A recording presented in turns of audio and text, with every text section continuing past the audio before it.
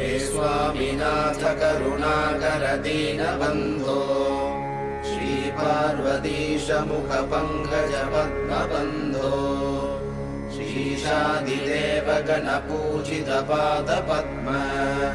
वल्लीसनाथ मम देहि करावलम्बम्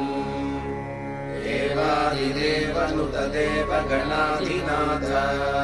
देवेन्द्र वन्द्य मृदुपङ्कज मञ्जुपाद देवर्षि नारद मुनीन्द्र सुगीतकीर्ते वल्लीसनाथ मम देहि करावलम्बम् नित्यान्नदान निरताखिल रोगहारिन् तस्मात् प्रदान परिपूरित भक्तकाम श्रुत्यागम प्रणव वाच्य निज स्वरूप वल्लीसनाथ